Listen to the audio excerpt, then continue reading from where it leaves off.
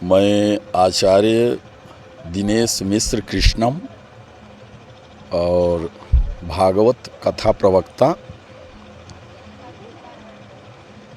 भागवत की पढ़ाई और 18 पुराणों की पढ़ाई और वेदों की पढ़ाई अमरावती महाराष्ट्र से किया और महाराष्ट्र से भागवत की पढ़ाई करने के बाद 18 पुराणों की पढ़ाई करने के बाद और वेदों की पढ़ाई पढ़ने के बाद और फिर गुरु जी के आज्ञा से सन 2011 से लगातार भागवत कर रहा हूँ।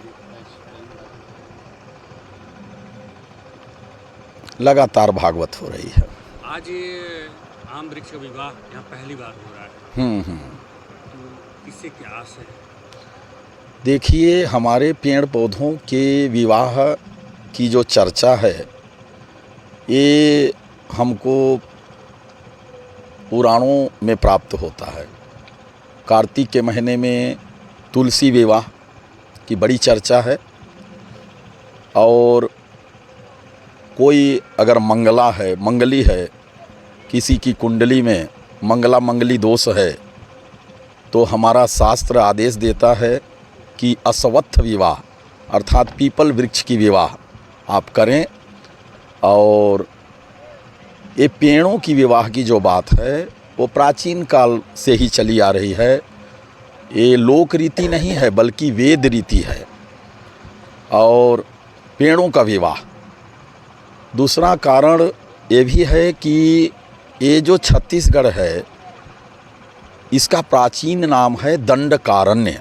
आरण्य मतलब होता है जंगल और जंगल में पेड़ पौधे हुआ करते हैं। आज छत्तीसगढ़ की स्थिति ऐसी है कि अंधाधुंध पेड़ों की कटाई हो रही है। मैंने अपने जीवन काल में देखा, कभी भी यहाँ अभी बैसाख के महीने में 40 पार कर गई यहाँ की गर्मी। तो उद्योग धंधे कारखाने बढ़ रहे हैं, पेड़ों की कटाई हो रही है, गर्मी बढ़ रही है। आने वाले समय में सरगुजा रहने लायक नहीं होगी। हम पीढ़ियों को क्या दे रहे हैं ये चिंतन करके और फिर अमरजीत राजवाड़े जी के आंगन में ये कथा आज संपन्न हुई और इनको इनके दादाजी ने प्रेरणा दिया।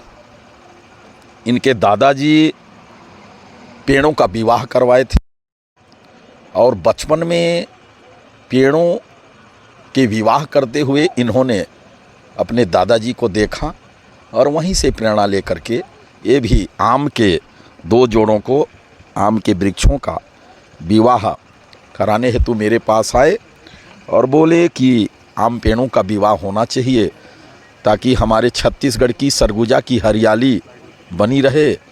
साथ ही यहाँ 1 महीना पहले 2-3 माताओं का एक्सीडेंट में मृत्यु भी हो गया है। तो उनकी भी आत्मा को शांति के लिए आप अपने मुखार वृंद से राम कथा का वाचन करें।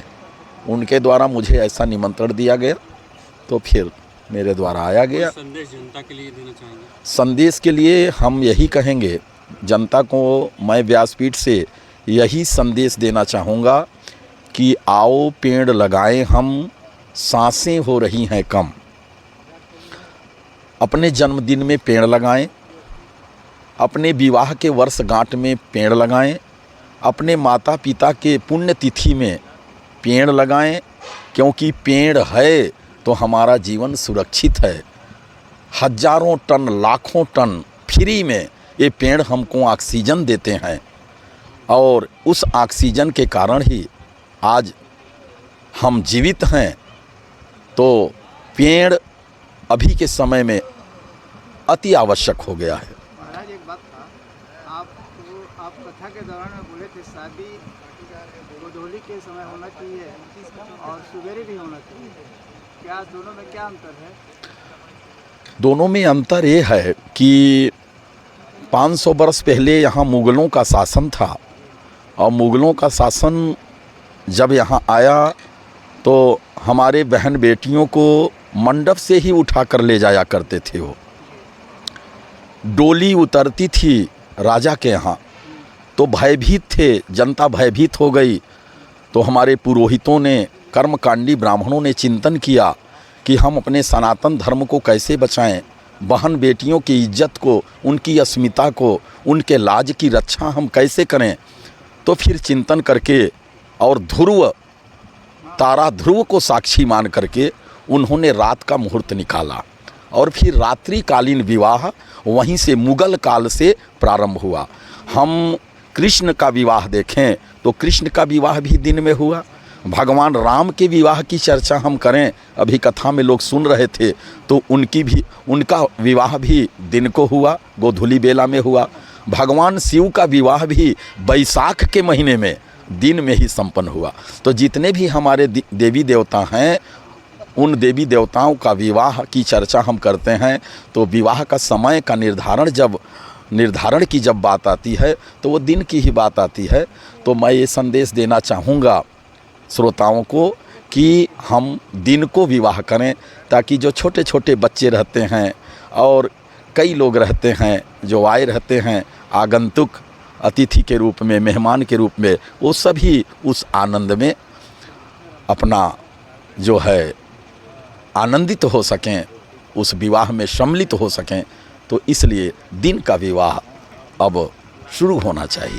चाय का विरोध क्यों कर रही है? चाय का विरोध क्या था कि चाय, लक्ष्मीबाई चाय नहीं पिए, तात्या टोपे चाय नहीं पिए, बाजीराव पेशवा चाय नहीं पिए, पृथ्वीराज चौहान और हमारे ये जो राणा प्रताप हैं ये चाय नहीं पिए। ताकत को बनी रहनी चाहिए। इस देश के लोगों को कमज़ोर किया जा रहा है। वो शारीरिक रूप से, मानसिक रूप से अगर वो कमज़ोर होंगे तो आने वाले समय में ये देश पुनः गुलाम हो जाएगा।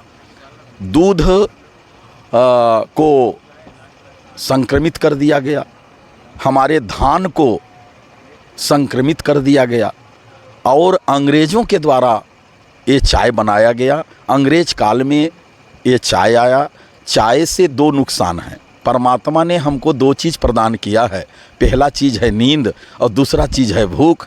तो ये दोनों चीज़ को चाय मार देता है।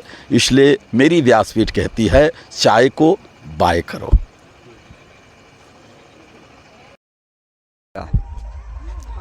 इतना खुशी लगा, जो हरे पत्तों में ही सब छुपा हुआ है, उस राज फूलों में छुपा हुआ है, हवाओं में छुपा है, पेड़ों में छुपा है। ऐसी मैं कामना करता हूँ, ऐसी मैं विनती करता हूँ कि हमारे आम जो भक्त जन हैं वो सभी पेड़, 2 पेड़ नहीं तो 5 पेड़ नहीं तो 3 पेड़ लगाएं। ये मैं उनसे भी निवेदन करता हूँ कि अपने घर हो या बाड़ी हो या तो फुलवाड़ी हो, इसमें सब लगाने की उम्मीद रखें, ताकि आने वाला भविष्य हम लोग का उज्जवल रहे। ये करके मैं कामना करता हूँ। और हमारे गांव के मेरे को इस अगल बगल क्षेत्र के भी मेरे को सहयोग किए हैं अभी, और जो पंडित महाराज हैं ये भी हमारे समय समय पे आए हैं, समय पे सहयोग दिए हैं। और मैं उम्मीद करता हूँ कि सभी भाई बहनों से एक पेड़ अपने माँ के नाम से, एक पेड़ अपने पिता के नाम से, और अन्य भी वृक्ष का लगाई करें। और साल में कम से कम एक बार जहाँ बरसती है पानी, आषाढ़ सावन में, ऐसा मैं उम्मीद करता हूँ कि सभी इस जन कल्याणी में भागीदारी रहें, कि ताकि हमारा इस धरती माता हमेशा के लिए हरियाली रहे और इससे हमको सुख समृद्धि मने मिलते रहे इस जीवन के लिए। यही मैं कामना करता हूँ। उनके लिए भी कहना चाहूँ कि ये जो हमारे सरगुजा में आज पहली बार आम का विवाह हो रहा है, ये प्रथा को आगे की और बढ़ाना है, इसको रोकना नहीं है, विलुप्त नहीं करना है, ये मैं कामना चाहता हूँ। ये अपना परिचय बताइए। सर मेरा नाम समीर राजवाड़े। अच्छा, यहाँ क्या कार्यक्रम चल रहा था? सर यहाँ आम वृक्ष कार्यक्रम मतलब रखा गया था, जिसमें आज बारात है। आज बारात हो गई हाँ, क्या? हाँ बारात हो गया। अच्छा, तो ये कितने दिन का कार्यक्रम था? सर यह काम 3 दिवसीय था। तो आज समापन है? हाँ समापन का कार्यक्रम है। आप कथा सुने हैं? हाँ पूरा कथा सुना। क्या सीखे उससे? सर मुझे यह सीख मिला कि जो मतलब आम वृक्ष विवाह करने का मुख्य उद्देश्य था कि जो हमारी पुरानी मतलब परंपरा है उसे बढ़ावा मिलेगा, और साथ ही जो हमारा पर्यावरण है उसको संरक्षण मिलेगा, साथ ही उसका अच्छा बॉन्डिंग मिलेगा, ताकि उसका पर्यावरण का रख रखाव लोग करेंगे। आम जनता को क्या कुछ बोलना चाहेंगे? मैं आम जनता को यह संदेश देना चाहता हूँ कि हमारा जितना ही पर्यावरण है उसको अच्छे से संरक्षण करें, और जो हमारी पुरानी संस्कृति है उसको अच्छे से आगे लेके चलें। बहुत बहुत। यहाँ क्या हो रहा था पता है आपको? क्या हो रहा था यहाँ? यहाँ हाँ, आम वृक्ष का विवाह। आपके जीवन में और हुआ था क्या? नहीं हुआ था। ये पहला बार आप देख रहे हैं? हाँ, पहला कैसा बार। लगा आपको? बढ़िया लगा। क्या इसी तरह से आम विवाह होते रहना चाहिए हर गांव हाँ में? बिल्कुल होता है। भिट्ठीकल्ला का रहने वाला हूँ। जोगीबान चौक में मेरा दुकान है। कौन से यहाँ चौक पे में? जोगीबान चौक अच्छा, में अच्छा। यहाँ पे अभी जो कार्यक्रम चल रहा था, हाँ, आम वृक्ष का विवाह चल रहा था, बहुत ही सुंदर तरीके से हुआ।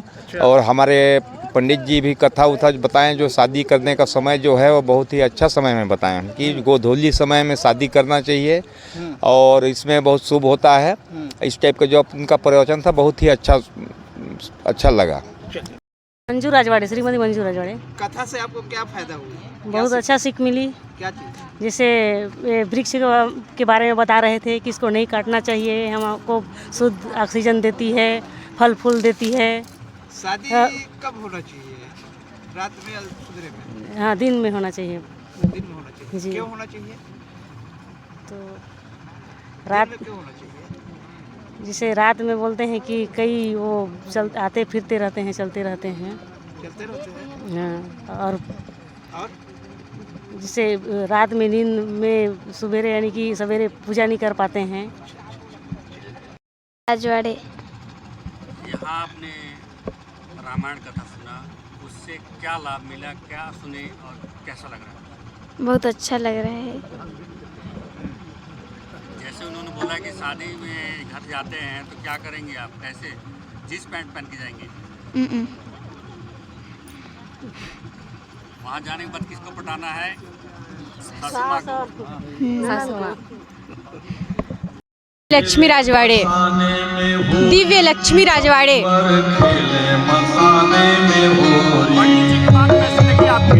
बहुत अच्छी, प्रेरणादायक।